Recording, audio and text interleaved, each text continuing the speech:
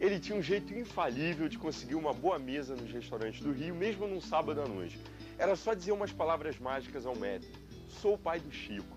O que o maître não sabia é que aquele homem estava apenas tentando comprovar uma das suas teorias mais famosas, a da cordialidade do homem brasileiro. Você sabe de quem eu estou falando? Pois você já vai saber. Bem, essa aqui é a biblioteca que pertenceu ao nosso homenageado, e aqui estão alguns objetos pessoais cedidos pela família à Unicamp. O pai do Chico era ninguém menos do que um dos maiores intelectuais do Brasil. Adivinhou? Estamos falando de Sérgio Buarque de Holanda, que é o nosso personagem de hoje, da série do Globo Ciência dedicada a grandes cientistas do Brasil.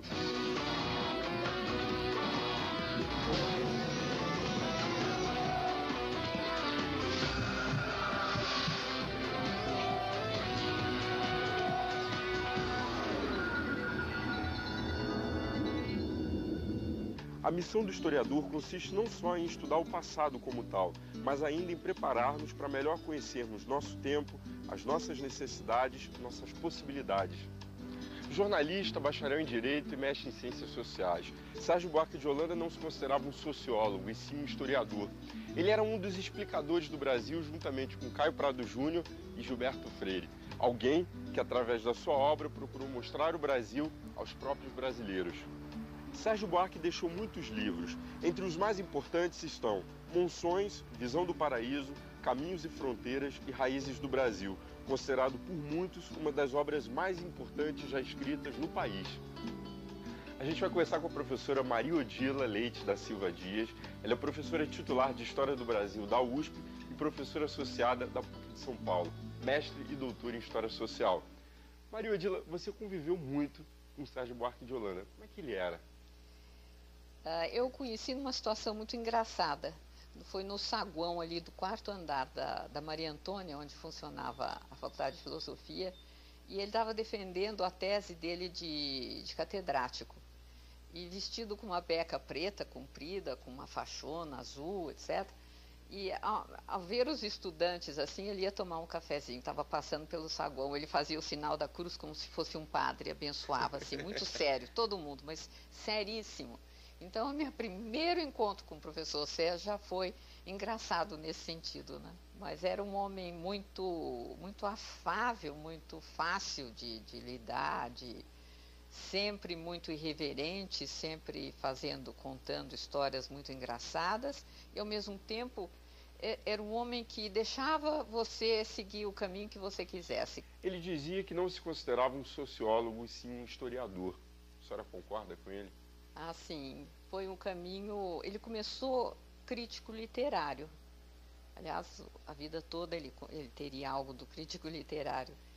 Mas da experiência do convívio com os poetas e os literatos do modernismo e de certa oposição que ele fazia a certos aspectos defendidos por ele sobre o Brasil, foi ali que ele se tornou historiador. Foi nessa atitude de negação, de confronto, de querer mostrar um processo diferente do que era pensado, mesmo pelos colegas modernistas dele. Havia então uma procura de refundar a nacionalidade brasileira. Eu queria agora que a senhora fizesse um paralelo entre Gilberto Freire e Sérgio Buarque de Holanda. Ambos se dedicaram a analisar o Brasil e a formação do povo brasileiro. Eu queria que a senhora fizesse uma comparação entre a teoria dos dois. O professor Sérgio tinha um modo muito irreverente de se referir ao Gilberto Freire e a ideia dele da Casa Grande Senzala como uma célula máter da sociedade brasileira, essa relação Casa Grande Senzala. E ele era muito irreverente, ele dizia assim: o senhor de Apicucos, porque ele queria lembrar que o Gilberto Freire, embora morasse em Apicucos, ele não era assim diretamente descendente do senhor de engenho. Isso porque o que ele queria dizer? Ele queria dizer que, embora fosse muito importante a obra do Gilberto Freire e muito bonitos os livros dele, muito bem escritos, que ele tinha um certo veso generalizador para o resto do Brasil.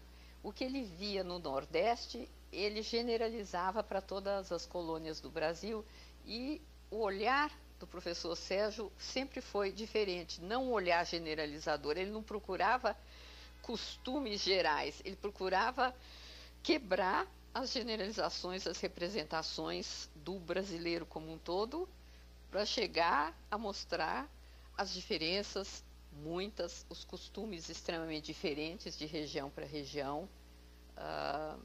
Então, nisso é que se chocavam.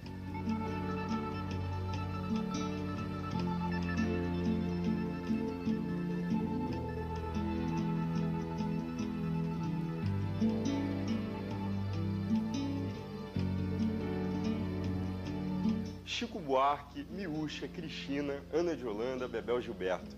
Heloísa, a irmã mais velha, ensinou Chico a tocar violão. Os representantes de Sérgio Buarque de Holanda estão entre os melhores representantes da música brasileira. A quem eles saíram, hein? Segundo a mãe e a avó, Maria Amélia, o sentido musical da família veio de Sérgio. Ele estudou piano e, aos 9 anos, compôs uma valsa chamada Vitória Régia, que foi publicada na revista Tico Tico. Eu estou na casa da matriarca da família, Dona Maria Amélia, esposa de Sérgio Buarque de Holanda, e eu vou conversar com os descendentes dele, a filha, Ana de Holanda, e o neto, Zeca.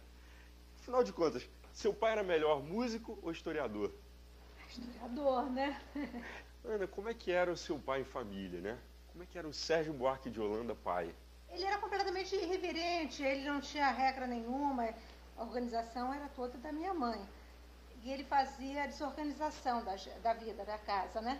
Enfim, ele gostava de contar histórias, puxava a gente para contar histórias, gostava de saber fofocas, queria saber fofoca de todo mundo, quem estava namorando quem, até dos nossos amigos ele tinha que saber. Ele era muito alegre e irreverente. Ele era muito brincalhão em casa. Ah, era. Não, ele assim, a hora do trabalho era seríssimo, não podia fazer barulho, o papai estava trabalhando, então tinha um rigor na hora do trabalho. Agora, quando ele descia, ele começava a falar besteira, falar coisas sem sentido para ver como a gente reagia. Então, ele fazia muita brincadeira, assim, mesmo para deixar as pessoas meio desconcertadas, assim, mesmo quando ia a gente falar com ele, gente mais formal, ele tinha sempre uma brincadeira para quebrar a formalidade, então ele gostava um pouco de ver a reação das pessoas. Ele é a pessoa menos formal do mundo, mas muito sério no trabalho. Por que ele se apresentava como o pai do Chico, hein? Era esse lado dele, de gostar de tirar um pouco esse peso que às vezes o pessoal da área mais acadêmica tende a se posar, né, de intelectual, de uma coisa superior. O papai gostava um pouco de quebrar isso. Me conta uma coisa, por que vocês o chamavam de Papioto? Bom, isso mamãe que sabe.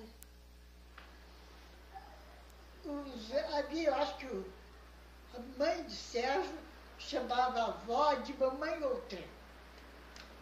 E daí começou a mamãe outra, mas seu pai achou engraçado aquela história de chamar mamãe outra, papai outro, e organizou para isso. E o Papioto seria papai outro? É, papai outro. E você, Zeca?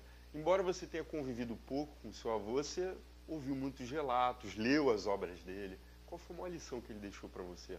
Desconfiar sempre das soluções mágicas. Então, pensar sempre em processo. Não tem uma solução mágica que vai chegar. Não é educação só, enfim, não existe uma solução mágica que vai resolver os problemas do Brasil. Então, é esse pensamento amplo.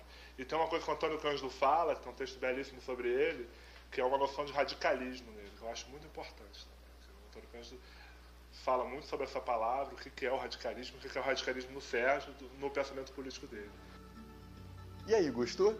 Depois do intervalo você vai conhecer melhor o trabalho de Sérgio Buarque de Holanda, vai ver o que ele pensava sobre os colonizadores portugueses e como ele explicava o povo brasileiro.